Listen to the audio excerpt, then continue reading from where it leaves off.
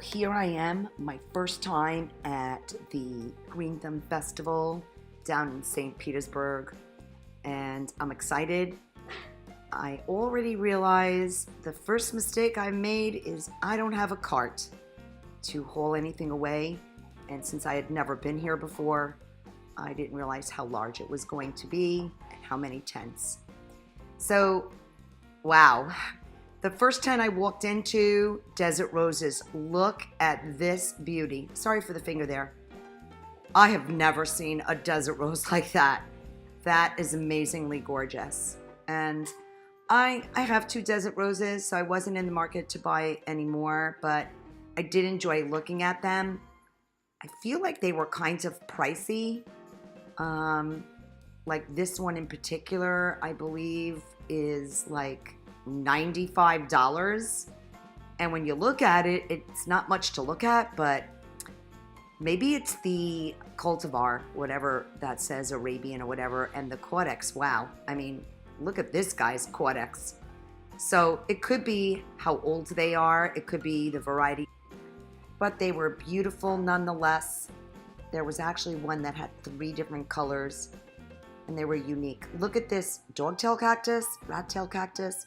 Was gonna grab it, decided when I come back later, and it wasn't there, of course. I loved this vendor, and that's where I got my a couple of my plants. There were a lot of tropicals, things that grow really well for my environment. That's wandering jasmine, believe it or not, or ground cover jasmine, beautiful bougainvilleas, which I'm not a fond person of bougainvillea. They are beautiful though. But yeah, dianthus, lots of oleander, African irises, dahlias. I used to be a big dahlia grower, so I'm gonna have to try that again. Not sure, but look at the cutie girl. So cute. Those are hydrangeas, and I haven't planted hydrangeas here yet. Now I've entered one of my first orchid tents, and wow, I am also not an orchid person yet. We've talked about that before, but look at this Vanda. Look at these roots. These are amazing, and maybe one day, we'll see, some more Florida friendly. You got some plumbago, and there was just so many choices. It was a little bit overwhelming initially. I was scouting and then decided where I was going to come back, and right now I'm envying everybody with their wagons because I think I had some things in my hands by this point already. So anyways, and I've spotted my first favorite, the oyster plant. Found my first succulent and cacti vendor. I was quite surprised. So I was a little excited and just kind of perused. Had a couple of euphorbias and this really unique cactus called the totem pole. I thought that was neat. And this is where I, again, started thinking, darn it, I wish I had a cart because I can't walk around with cactuses in my arms without hurting myself, and my car was parked pretty far away. Especially when I came across these babies, the caladiums. That's definitely on my wish list. And he had a couple of selections, a really big, gorgeous one that was sold, and one next to it. But I was trying to think, how am I going to walk around with this? So it was fun to actually kind of look at it all and think in my head, maybe I'll go back later after I free up my hands.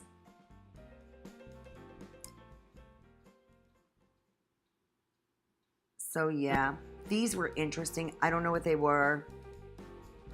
I think they were in the agave family. And then succulent wise, you know, some haworthias and some assorted echeverias with no names, and that kind of bothered me. So like I said, I wasn't planning on buying any succulents, but it was nice to look. And then I think I see some donkey's tail, which really looks different than mine, and I think there's 2 varieties of donkey's tail, burrito and another kind. Burrito and burro's tail, I think. So But yeah, a nice little selection. This is a coconut orchid. Smells just like coconut. Absolutely gorgeous. Smells amazing. I decided to buy a rootless cutting. He had a box of them. They were $5. He said they take like a year to mature, and they love humid, moist conditions, warm weather, so I hope it works. Another succulent vendor, very small collection. There's a Kalanchoe and Sepala, a couple of other varieties, and then some other varieties of plants. But I'm back to the fruit tree vendor. Definitely want to get some more fruit trees next year. They had a very interesting selection of different kinds of berries and things, like lychee and some weird thing I'd never heard of before. And, you know, I hemmed and hawed about the mulberry tree. I hear they are really, really good, but maybe next year. And then check out this crazy Aptenia in this weird head. Cute. Anyways, papayas, lychee, like I said. Longanberry. I wonder if that's the Swedish longanberry. They are delicious. Some other stuff I'd never heard of. And then, of course, I was so busy filming, didn't see it until I reviewed this. Totally missed the devil trumpet on my wish list. Ugh! Next up, vendor selling my favorite, one of my favorites, caladiums. I love caladiums, and you know, they come in a variety unbeknownst to most, because you can only get certain kinds in your big box stores, and there are just so many cultivars of caladiums out there. And I learned recently that we have a lot of caladium farms in Florida that you can order bulbs, and anyone across the United States can order bulbs, and a lot of these places will ship to you in your proper planting time based on the zone that you live. So by this point, I have my arms full. I've already made 2 trips to my car, and I think I'm a little bit delirious because I came to this vendor and went, oh, more succulents and cacti, and then realized I had already been to this guy, and I guess I just didn't see all that he had available. Check out this jade plant, 20 years old. Amazing. Absolutely beautiful. And he had some euphorbia, trigonas, and a bunch of other cacti. He was the one with the pachypodiums. Saw bromeliads there on the floor. And then come over here and look at the size of these babies. This was some sort of cereus, however you pronounce that. Yeah, I think next year I'm definitely going. I will be bringing a wagon, or my husband, or both. I can load the wagon and my husband can hold my cacti. I'll give him a sausage sandwich and a beer. But yeah, just beautiful. Absolutely beautiful. Check out this little Seguro cactus. I think it was $25. I've heard Seguro cactuses are very expensive, so I think that'll be going on my wish list. And then these barrel cactuses. Oh, I guess I'm going back to the Seguro there. But, paddle plants, but it had no spines. So that kind of confused me a little bit. I don't know why there were no spineless paddle plants. I don't know. Different opuntias. But look at this gorgeous barrel cactus and the furrow cactus. And I know at one point I was filming and leaned into it with my body. And yeah, that hurt. So... gorgeous, gorgeous. And barrel cactus, I really would like to get one. Not sure how it's going to do in my environment, but we could give it a try. So, yeah, overall, a nice little decent selection from this guy. And he seemed extremely knowledgeable. I hope he's back next year. Overall, I was very pleased with this festival. They had a wide variety of unique and Florida-friendly plants, all different kinds of things, and I definitely will be returning next year. On my way home, I stopped for a cappuccino at Wawa, and only in Florida can you see a rooster hanging out at a Wawa, and some of his other friends, some ducks, yep, just shading themselves. Oh, and I guess the mama rooster, sitting under the table. Pretty standard, they're there every day, the people at Wawa said. And next door, how about a Bob's Big Boy statue? This was a crazy place right next to the Wawa. I mean, you name it, they had it. Expensive too. All kinds of animals. Yeah, check out this peacock, beautiful. And then like this really scary bear. Maybe I'll put that in my backyard. Or maybe the moose, and it'll keep the deer away. Pretty funny, nice way to end the day. That moose, by the way, was $1,600. So I can't even imagine how much the big boy guy was. So one of the first plants I had on my wish list and found within the first 10 minutes is this gorgeous beauty. This is got several names, but it is in the Tradescantia family or spiderwort family. I've seen this have various names. Oyster plant is how I know it. Moses in the cradle. But whatever it's called, it's gorgeous. It is got a beautiful pink, purple, green coloring. It will grow low and form clumps and continually, repropagate itself, which you can split up, much like a hosta, if you're familiar with that, and divide the clumps up. So I am super happy. And in that location, well, with that guy in the tent, are the other two plants that were high on my to-do list. High on my wish list. Oh, and I see I have got a friend here. We will have to research this caterpillar and find out if that is a butterfly caterpillar or not. These are passion flower vines. I am excited. I plan to put these along a trellis type fence. That is part of a landscaping project I am beginning to work on. These guys are fast growers. They will quickly cover a 15-foot fence in no time. I have two colors, and unfortunately don't have any that are ready to open yet. I had one when I brought it home, but this is the, this is a dead. I got a bunch. This one's dead. Okay, yeah, see, he is not ready to open yet. Oh, well. This is going to be the reddish one, and I don't want to play around. It is like a gorgeous maroon red.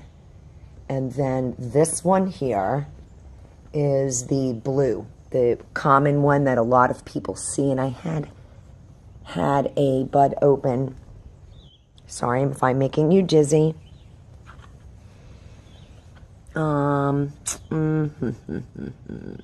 See if we, no, you can't see, but it is the blue. Oh, here we got one getting ready to happen. There we go.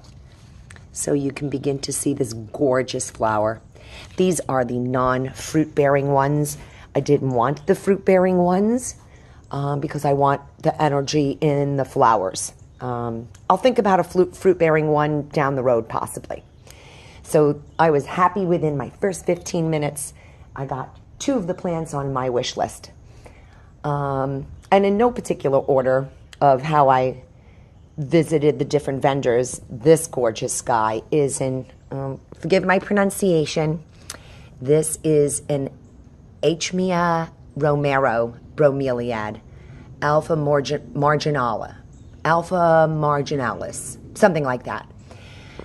He was $20. I thought that was a little steep for a bromeliad until I got home and researched him, and they're selling for $45 and $50 on the internet. Look at this beauty. Look at this beautiful flower. He loves 80% sun, and that's why I bought him. Very happy. Okay, next. Dun, dun, dun. Let's come over to this guy. I have everybody all over the place, and I need to get working on getting everybody situated. This was on my wish list for a long time now. Believe it or not, this is a bay laurel tree. You know those bay leaves you cook with, and they're very expensive when you buy them by McCormick or some of your other brands named spices. I buy mine in the international section.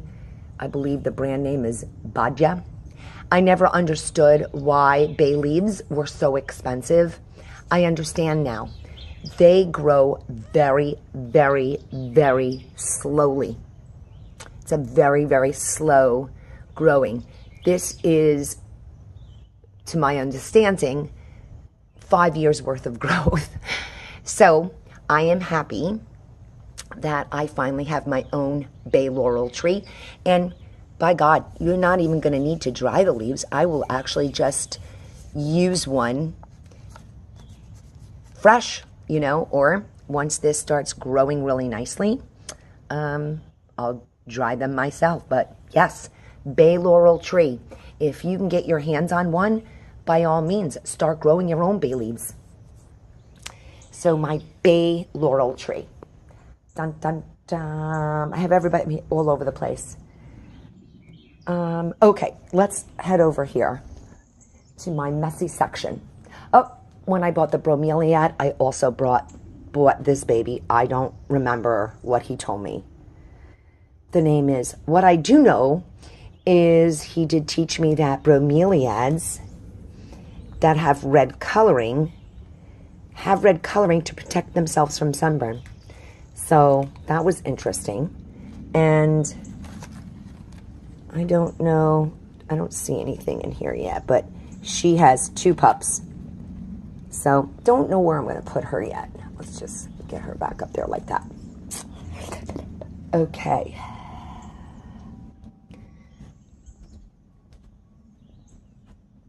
My beautiful alocasias and colocasias. Well, not plural. I have one of each. Okay. So as part of my landscaping project, I intended to buy some caladium bulbs. I waited too long. I wanted to order them from one of the many caladium farms that are here in Florida. And by the time I went to put my order in, all of the varieties were sold out, unfortunately. Caladiums are bulbs that are beautiful. They start off small, like a size number 1. And as time goes on each year, they continue to grow. They grow larger in size, and they start creating new bulbs on their own. And that is why they pop up every year for you. That's not how I wanted to say that. If you have caladiums in your garden and you notice that suddenly one is growing in a spot you didn't plant it, more than likely the reason for that is little critters like squirrels and stuff like to dig those bulbs up, unfortunately, and they wind up getting moved to another area of the garden. And then Mother Nature does its thing, and they wind up popping up out of the ground in the spring. Nonetheless, I was so happy when I found this one vendor with caladiums, both in pots and in bulbs. I wanted the bulbs because I wanted to pick specific varieties. And although I won't have any pictures of these, I did pick up 3 cultivars that this particular caladium grower, classiccaladiums.com, cultivates themselves, and they have the labels inside for me. One is called Raspberry Moon. It's so pretty. It's a white with like dots of raspberry coloring and green. Very gorgeous. I bought Bombshell, and I can't remember what that one looks like. I just know that I looked at the picture of the cultivar and I was like, yay. And then this is your classic White Wonder. But she said it's their own cultivars. So we'll see. What I had wanted to order online was the Florida Sweetheart and the Florida Red Cardinal, but I was too late. They sold out, and they won't be available again until next year. But that's okay. We'll start with these 3 varieties. They also had gorgeous elephant ears. and I picked up myself this gorgeous plumbee, don't know how to pronounce it. This is an alocasia. Let's do a little quick education on the difference between an alocasia and a colocasia. Alocasia leaves point up, colocasia leaves point down. And the reason for that, they're both elephant ears. The reason for that is alocasia's stems or petioles grow right up the length of the leaf, which forces the leaf to grow in this upward direction.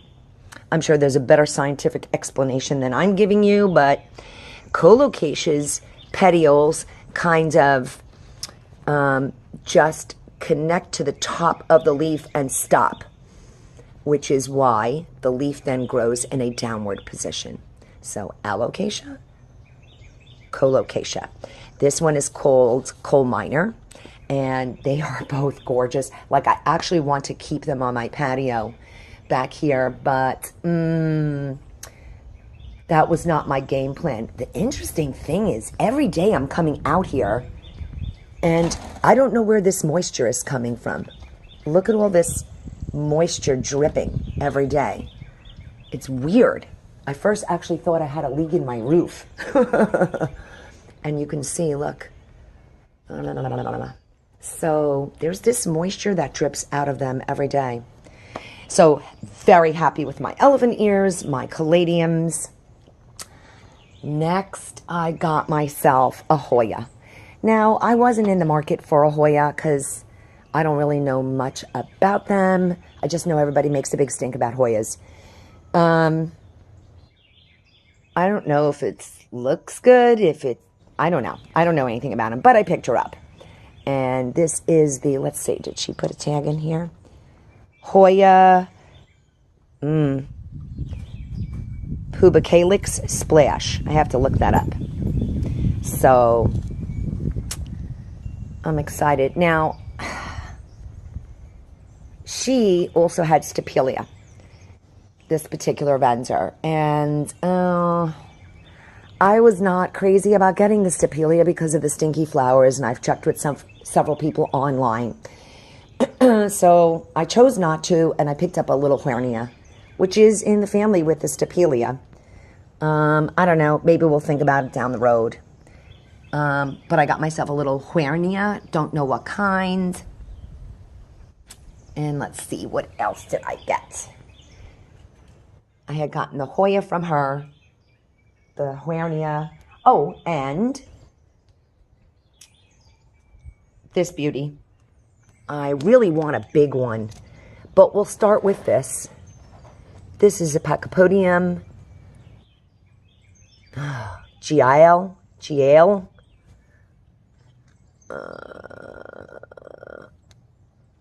She was a little pricey. She was $20. It's a double-headed, so it's very interesting. She actually was selling, I almost bought it, but I just couldn't spend the $45. A grafted, crested Pachypodium. I just was unwilling to spend $45. So I'm happy with her, though. And then the last thing I got, right, I got my bromelia, the Huernia, the passions, the oyster, the other bromeliad. Okay, the last thing I got is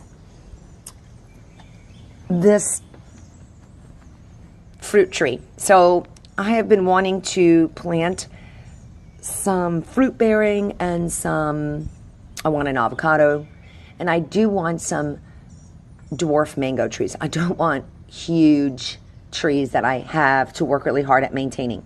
So I've tasted this before. It's very different and unique, and it's very tart. But we'll see how it goes. This is a Suriname cherry tree. Suriname cherry.